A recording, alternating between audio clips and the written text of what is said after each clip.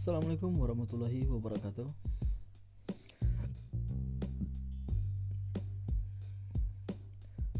Assalamualaikum warahmatullahi wabarakatuh. Kali ini Mr. D akan membahas 10 film yang berdurasi panjang yang pernah dibuat. Sebuah film yang berdurasi lebih dari 5 jam tentunya merupakan satu hal yang langka. Film komersial dengan rilis lebar biasanya berdurasi antara 90 menit dan 130 menit.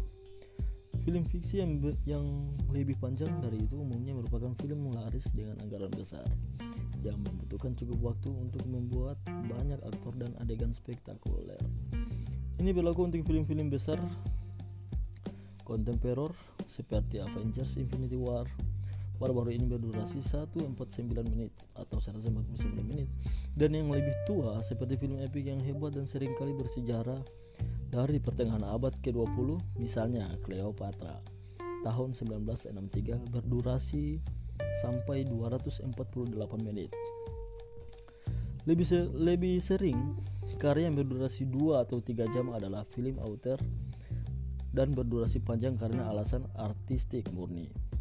Film lambat adalah karakteristik dari banyak pembuatan film hebat, dari Tarkovsky hingga Ozu. Ketika film berdurasi lebih dari 4 jam, keputusan yang sangat kuat dibuat oleh pembuat film. Dan terlebih lagi ketika durasinya melampaui 5 jam. Seperti yang akan kita bahas kali ini, berikut film-film panjang tetapi memiliki keuntungan yang sangat besar karena membawa pemirsa ke dalam cerita dengan cara yang tidak dapat dilakukan oleh film-film pendek.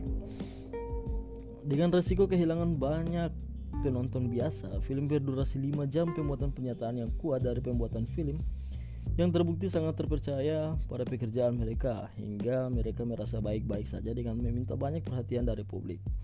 Dengan daftar ini kita akan melihat alasan beberapa pembuatan film membuat keputusan seperti itu.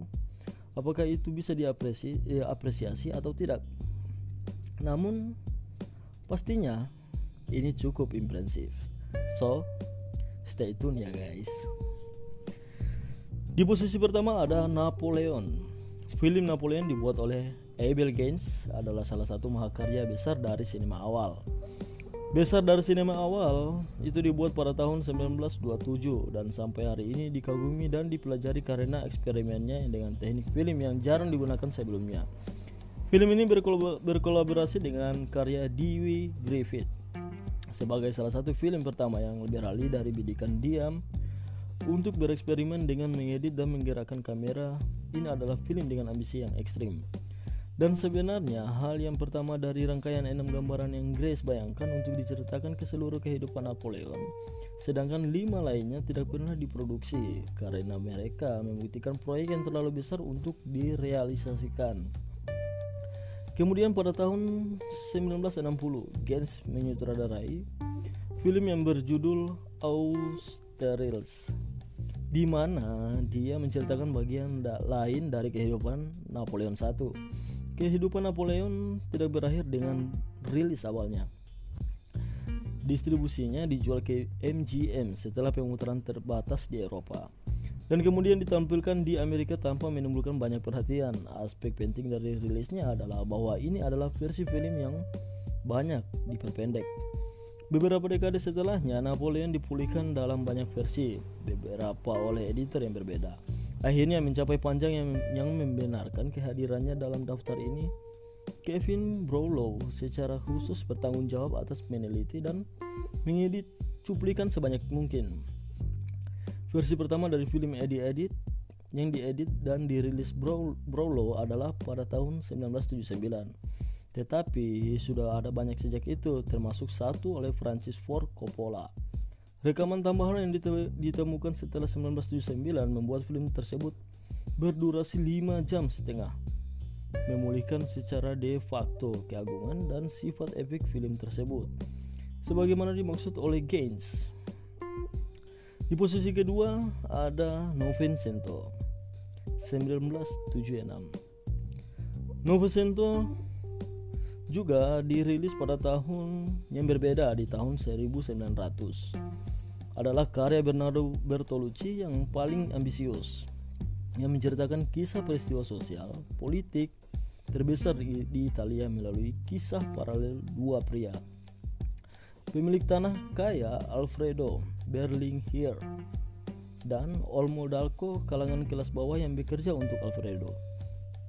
Cuplikan penuh film ini berdurasi 317 menit dan sering ditampilkan dalam dua bagian terpisah. Awalnya potongan 247 menit dibuat oleh Bertolucci setelah kekhawatiran dari studio tentang durasi film, dan ini adalah versi yang ditayangkan terutama di Amerika. Sementara sebagian besar negara lain mendapatkan versi yang lebih panjang. Dua bagian film memiliki dua pertunjukan hebat oleh De Niro dan Depardieu. Tetapi para pemeran pendukung sangat mengesahkan, terutama Burt Lancaster dan Sterling Hayden, memerankan ayah kedua protagonis dan petani fasis. Donald Sutherland Attila Novecento pada saat yang sama merupakan aktor hebat seperti Hollywood. Dan juga kisah cita-cita politik yang terkait dengan hubungan pribadi. Film ini menderita dari ambisinya sendiri, tetapi tetap menjadi tontonan yang hebat dengan sinematografi oleh Vittorio Sottora yang ahli dalam tema besar tentang cinta, moralitas, dan perbedaan sosial. Potongan film terpanjang tetap menjadi paling layak untuk dilihat, untuk sepenuhnya tenggelam dalam dunia abad ke-20 yang telah diciptakan kembali Bertolucci. Di posisi ketiga ada Fanny dan Alexander. Pada tahun 1976, Ingmar Bergman mendapat masalah dengan pengadilan Swedia setelah tuduhan penggelapan pajak. Setelah dakwaan dibatalkan, Bergman yang sangat terguncang pergi ke pengasingan dan bersumpah untuk tidak pernah bekerja di Swedia lagi. Janji itu dilanggar 6 tahun kemudian ketika ia menyutradarai Fanny and Alexander, yang bukan film hebat terakhirnya, tapi pasti karya terakhirnya panjang bervariasi di antara versi yang berbeda. Karena awalnya dibuat untuk ditayangkan di TV dan kemudian juga ditayangkan di bioskop. Potongan teater pertama hanya lebih dari 3 jam, sedangkan versi TV dibagi menjadi 5 episode dengan prolog dan epilog, dan rilis teater berikutnya berdurasi 312 menit. Film ini mengikuti sebagian kisah autobiografi keluarga yang diceritakan melalui pengalaman adik-adik Fanny dan Alexander. Mereka mengalami kesulitan dalam memulihkan keharmonisan dalam keluarga setelah kematian ayah mereka dan pernikahan baru ibu mereka dengan seorang uskup yang mewakili sisi religius yang ketat dari Swedia. Diamati Bergman saat tumbuh dewasa, film ini adalah mahakarya mendongeng sebuah film yang tampak indah berkat sinematografi dari Sven Nykvist yang hebat. Kisah hilangnya harmoni akrab yang akhirnya ditemukan kembali diceritakan dengan sentuhan seorang pembuat film dan berhasil menjadi salah satu karya Bergman yang paling meyakinkan. Di posisi keempat ada Shoah oleh Claude Lanzmann, adalah salah satu mahakarya besar dalam sejarah dokumenter. Ini berdiri sebagai karya monumental yang mengesankan dengan panjang 566 menit dan relevansi sejarah yang sangat besar. Film ini secara eksklusif menampilkan cuplikan dari masa ke masa, menunjukkan wawancara laki-laki dan perempuan yang selamat dan pelaku sebagai Shoah. Lanzmann terkenal bekerja selama 11 tahun pengambilan gambar dan kemudian mengedit 350 jam rekaman. Dia menyamar dan membuat rekaman langsung, bahkan bersusah payah untuk memotret beberapa mantan mata-mata Jerman dengan kamera tersembunyi. Sebuah trik yang akhirnya membuat diserang dan dirawat di rumah sakit dalam kehidupan nyatanya. Lanzmann tak kenal lelah dalam tindakannya pembuatan film dan bertekad untuk membuatan film dokumenter yang pertama dan terpenting adalah tindakan menyaksikan mungkin yang paling tepat dan rinci menceritakan apa yang terjadi di kamp konsentrasi. Efek emosional ini melibatkan mantan tahanan menceritakan kisah mereka. Kadangkala dengan susah payah benar-benar dapat mengubah hidup penonton dengan durasi 9,5 jam. Rekaman seperti itu adalah tugas yang sangat berat, tetapi mereka melakukannya dapat memberikan kesaksian tentang salah satu pencapaian terbesar dalam sejarah pembuatan film dan dokumenter. Wow. Di posisi kelima ada Satan Tango pada tahun 2011. Sutradara terkenal Hongaria Béla Tarr mengumumkan pengunduran dirinya dari penyutradaraan film panjang. Pengumuman itu datang langsung setelah rilis The Trojan Horse. Di akhir karir panjang di mana dia menciptakan gaya yang sangat dikenal yang membuatnya menjadi salah satu nama paling terkenal dari sinema artistik dan eksperimental. Beberapa ciri utamanya adalah pengambilan panjang dan ritme reflektif, di mana ia menyampaikan rasa ketegangan dramatis yang khas dan rasa kedalaman filosofis. Canggih Satan Tango yang dirilisnya pada tahun 1994 berjalan selama 7,5 jam dan didasarkan pada novel karya kolaborator regulernya Laszlo Krasznahorkai. Ini dibagi menjadi 12 bab mengikuti peristiwa di sekitar desa Hongaria dengan sejumlah besar karakter semuanya rusak atau putus asa. Bab-babnya tidak harus dalam urutan kronologi dan sebagian besar pengambilan gambar dilakukan dalam waktu yang sangat lama. Ini adalah salah satu karya Tarr yang paling dihargai karena secara efektif menggambarkan dunia mikro di mana harapan tampaknya setelah tersesat di kehidupan karakter sementara ancaman gelap membayangi mereka. Ini adalah gambaran yang sangat pesimis dan mungkin yang paling mendalam dari filmografi Tarr karena panjangnya yang menantang. Tetapi bagi mereka yang terbiasa dengan Tarr dan gayanya, dia telah mencapai beberapa kali tingkat keefektifan dalam maksud artistiknya. Di posisi ke-6 ada Melancholia. Pada tahun 2008, Love Diaz merilis film berdurasi 8 jam berjudul Melancholia. Sebagai salah satu gambaran ambisiusnya, ini adalah film kompleks dibagi menjadi 3 bagian yang mengikuti peristiwa setelah hilangnya beberapa orang dalam kebuntuan dengan pasukan militer. Plotnya sulit untuk direkonstruksi dan hubungan orang-orang yang kita lihat di bagian pertama film perlahan-lahan terungkap di detik bagian ketiga sepenuhnya mengubah skenario dan menunjukkan adegan serangan militer yang menghantui. Diaz mencirikan atmosfer film dengan rasa kegilaan yang merayap ketika karakter berjuang untuk mengatasi kehilangan mereka, dan dia di bagian ketiga ditarik ke pertempuran psikologis yang menyiksa terhadap diri mereka sendiri sambil menunggu kematian yang tak terhindarkan. Adalah film tentang ketidakhadiran karena mengangkat tema penghilangan di Filipina. Panjangnya film faktor umum dalam semua karya Diaz, menjadikan gambar ini sebagai pengalaman yang menjengkelkan seperti situasi mengerikan yang dialami karakter dalam film. Dibutuhkan banyak kesabaran saat Melancholia bergerak maju dengan penggunaan pencampuran suara dan jepretan kamera yang khas. Maksud Diaz tidak selalu jelas karena gaya penyutradaranya sangat tidak konvensional, sehingga membuat penafsiran cerita secara teratur hampir tidak mungkin dilakukan. Ini lebih merupakan pengalaman pada cerita dan menunjukkan betapa unik Diaz dalam lanskap sinema kontemporer. Di posisi ke-7 ada film Carlos, disutradarai oleh Olivier Assayas, baik sebagai miniseri dan film dengan rilis teatrikal. Film itu ditayangkan di televisi Prancis dalam 3 bagian, dan pada saat yang sama di Festival Film Cannes 2010 versi Cannes adalah dasar untuk rilis teatrikal yang memiliki versi berbeda.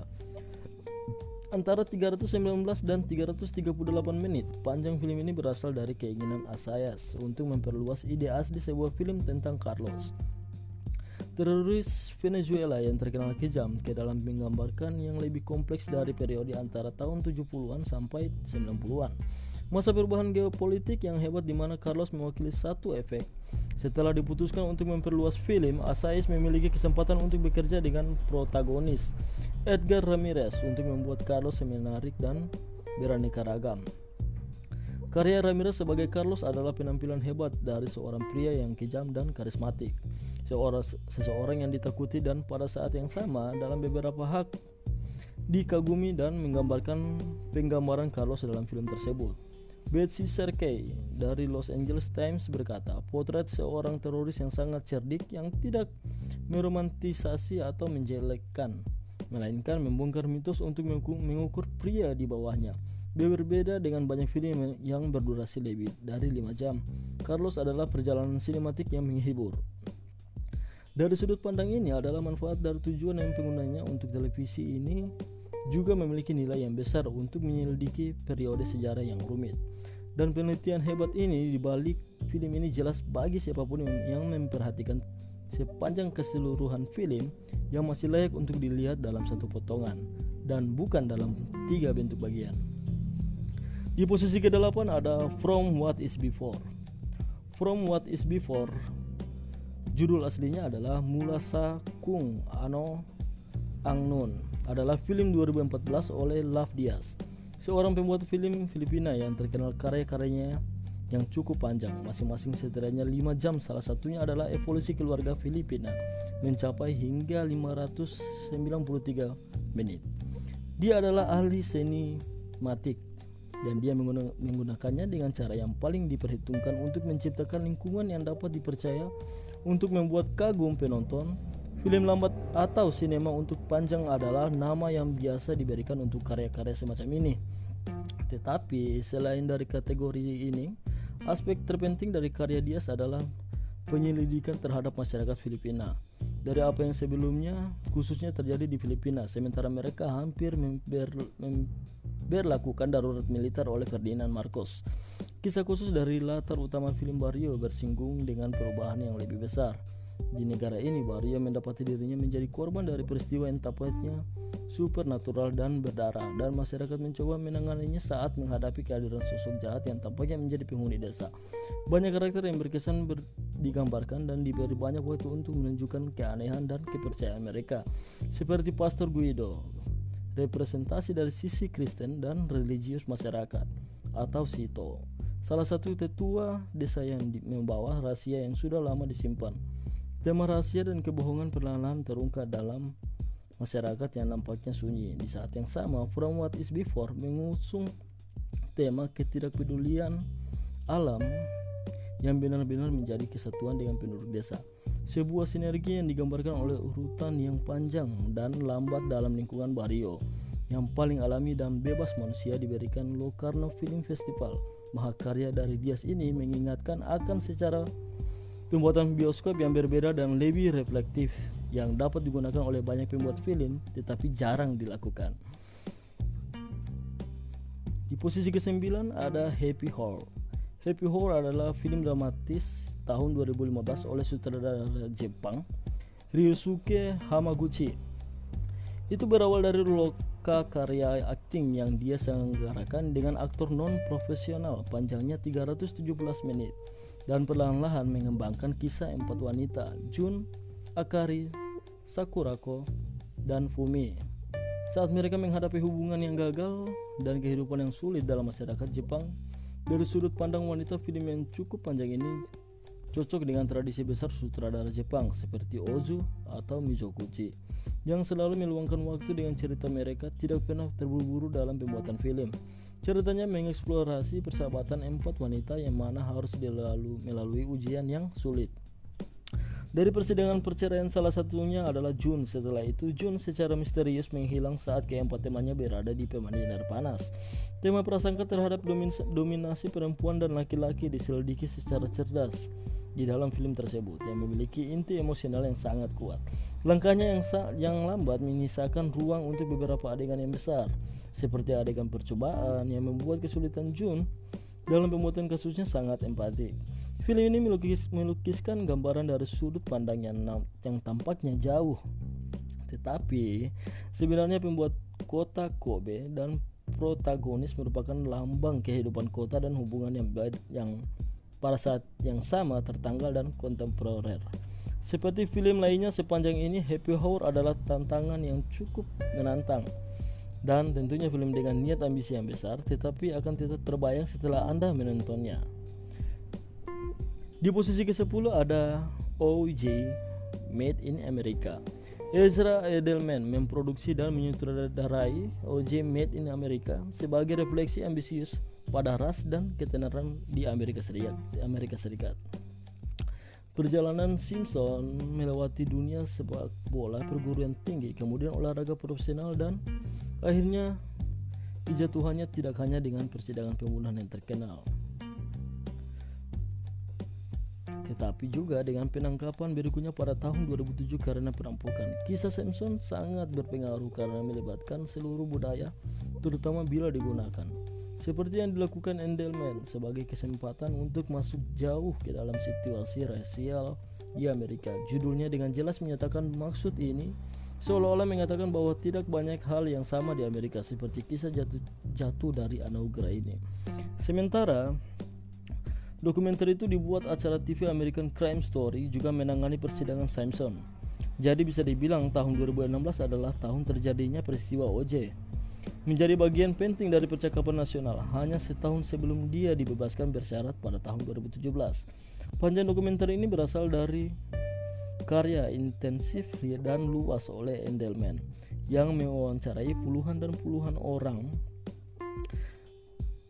yang bekerja pada film selama 18 bulan. Potongan awal berdurasi 7,5 jam sebelum dipotong menjadi 467 menit yang ditampilkan dalam rilis teatrikal terbatas. Film tersebut yang ditugaskan oleh ESPN kemudian ditayangkan sebagai serial multibagian di saluran tersebut untuk serial 30/30.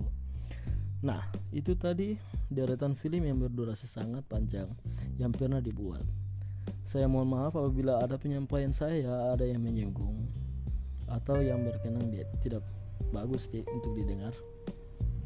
Jangan lupa subscribe, like, and comment di bawah apabila teman-teman pernah menonton salah satu film yang saya sebutkan tadi. Mohon bagi pengalamannya. Saya undur diri sekian dan terima kasih.